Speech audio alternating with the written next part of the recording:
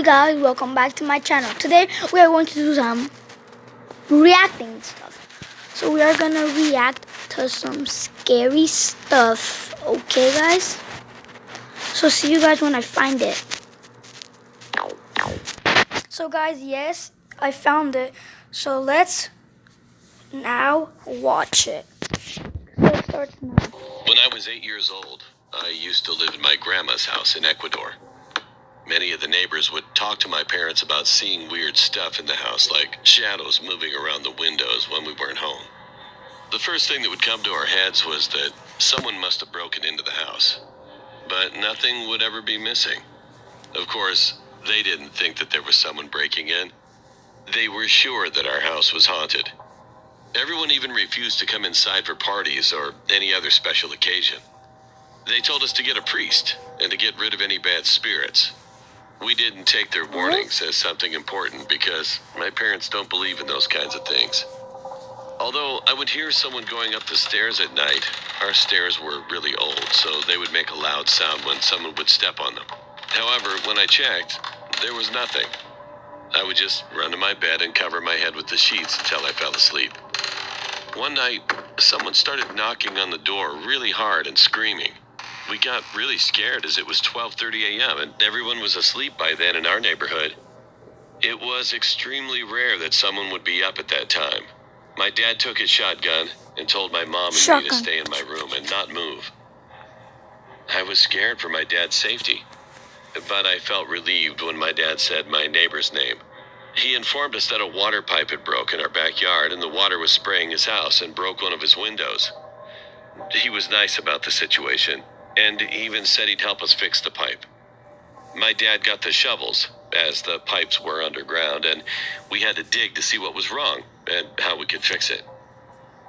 As we started digging, they realized that they needed other materials, and they went to get it, leaving me alone in the backyard. There was barely any light back there. The only source of light we had was the moon, and one light post a block away from my house. I was pissed off. I mean, how could they leave an 8-year-old boy there by himself in the dark? But I didn't say anything about it. About 10 minutes had gone by since they left, and I was wondering what was taking them so long. They were only getting some materials after all.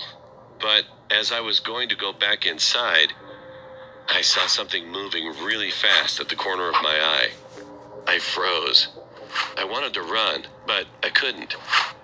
I wanted to scream, but I couldn't. All I could do was move my eyes. I started to freak out, looking around to see what the hell was running around me. I didn't see anything. It was as if there was nothing there at all. But then I looked to my right, and I saw something that haunts me to this very day. It was a demon, in my opinion. It was so tall, around 7 or 8 feet tall. It had long, skinny legs with a really buff body. It also had very long spiral horns, and his eyes shined in the dark. I still couldn't move. The thing ran by me, looked at me, but it didn't do anything to me. It just looked at me. It could have been a goat or a sheep. I've never seen one so big or one that walks on 2 legs like a human. It ran, and I hid behind a big tree by my neighbor's house. Finally, I could move. I yelled at the top of my lungs while crying hysterically. My dad came running with his shotgun in hand and asked me what was wrong. I explained what I saw to him, but he didn't believe me, nor did my mom. But someone did. My neighbor told me that he thought nothing happened to me because I'm a kid. As time passed, I slowly got over it. I moved from that house and moved to New York. My grandparents sold the house, and I left that experience in the past. However, that's not where this story ends. In my sophomore year in high school, I had a nightmare. The thing that I saw that night was in it this time. I could only see its head as it was hiding behind the big tree. He said 3 words that'll haunt me until my time comes. It said, "You can't hide." I woke up from my nightmare and headed to school. While in school, at around 12:30 p.m., there was an announcement. A classmate of mine had been killed in front of my school by a car without brakes. I turned pale as I thought my nightmare may have something to do with the incident. I was scared and even went home early. I told my parents about it, but this time they took me to a priest and he said he'd give me something in 3 days. Every single day I had the same nightmare until my priest gave me a blessed cross, and I haven't had any nightmares about the thing anymore. However, every night I sleep with the covers over my head. Call me a coward or anything you want, but the thing still hasn't left my mind.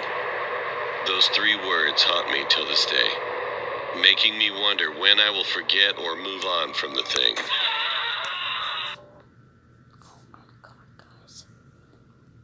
Oh my god.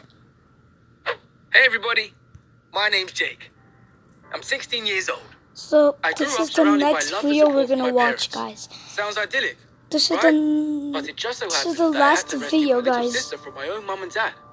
How Last did it video. even come to Then this? the video's Listen gonna up. end, okay? My parents have always been very conservative, and you can even say snobbish people. They were also supporters of a very strict and evil upbringing. But I didn't realize this until my sister Cora was born. I never had any problems with my mother and father. To tell the truth, I've always been their fair-haired boy. My mum was absolutely overprotective. She doted on my every move, which was becoming more and more annoying over the years. So I thought I could finally breathe a sigh of relief when Cora appeared in our family. I hoped that now mum and dad would be too busy to track every minute of my life, but not so fast. My first hint was when I saw my father's reaction that he was having a daughter and not another son. He was so angry and disappointed. He rarely came up to Cora's crib and always got irritated when she cried. My mother wasn't that bad, but she was always tired and depressed. When Cora grew up and turned 9 years old, it became even worse. My parents were so unfair and strict with her that I had to stand up for her all the time. Concerning myself, it seemed that I was their only beacon of light, and they entrusted me with all their hopes and dreams. And the only thing I wanted to do was escape from that hellhole. And what a stroke of luck. I had a chance to go to a new prestigious school in another area. It was my goal for a long time, and I worked hard for it, but I could not get the thought out of my mind that I would have to leave my poor sister all alone with my mum and dad. Of course, my parents were so proud of me, but when Cora heard the news, she was stunned. I saw she was trying to hold back her tears and to smile. She said she was very happy for me. I couldn't bear it and told her, "If you ask me, I will stay." But she wouldn't listen. My little Cora has a big heart. So I made the hard decision and left home. I made my sister promise me that she would call me every single day and tell me about everything. And to a point, she did it. I loved my new school and my new life, and Cora would listen to my funny stories every day. But whenever I asked her about herself, she was very brief. She would always say that she was fine and try to change the subject. However, over time, our conversations came to a halt. Cora found excuses not to talk to me every evening and just sent me short messages. But one day, there were no more messages. I called and texted her a million times, but there was no answer.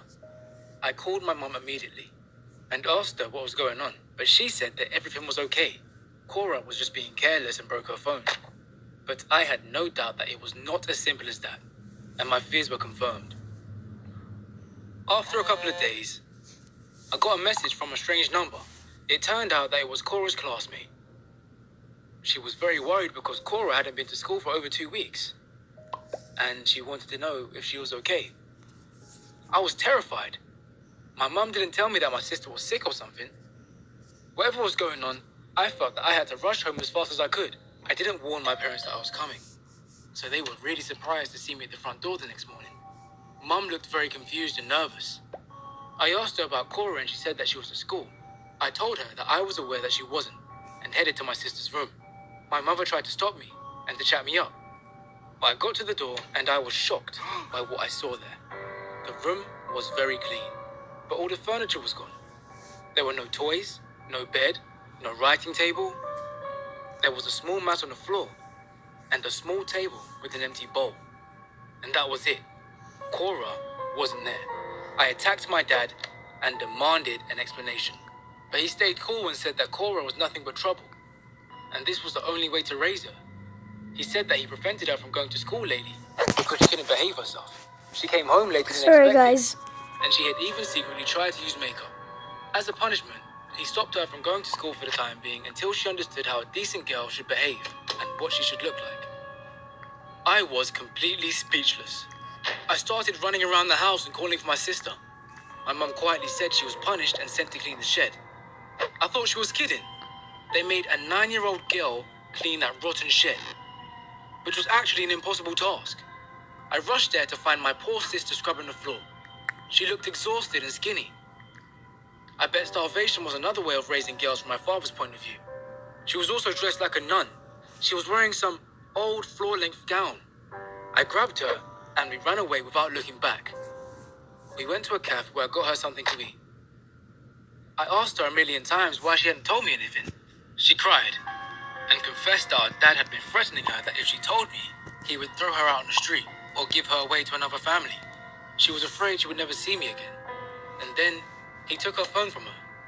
It was too much. I realized that my parents had gone absolutely crazy, and I could not let them get away with this any longer. The best thing I could think of was to go to chorus school and talk to the principal. I just didn't have the heart to hand my parents over to the police myself. Saying the principal was shocked and frustrated doesn't even begin to describe what happened next. So she took matters into her own hands. Pursuant to the court's decision and my testimony, Cora and I were sent to live with a foster family until the day I get to my feet and I'm able to take care of my sister myself. I still can't piece together what happened and why. It was really painful for me from one perspective, because most of my life, I had a loving mother and father by my side. And then, I had to witness the evil they'd done. I wish I'd figured it out much earlier. But now I know that nobody will treat my sister like that ever again. I hope my parents will come to their senses one day and realize how wrong they were. What do you think about this? Do you support my decision to expose what my parents were doing? So guys, that's going to be it for this video. Really I hope you guys enjoyed, and make sure to hit that little bell and I would love if subscribe. you shared your story. See you guys on the next video.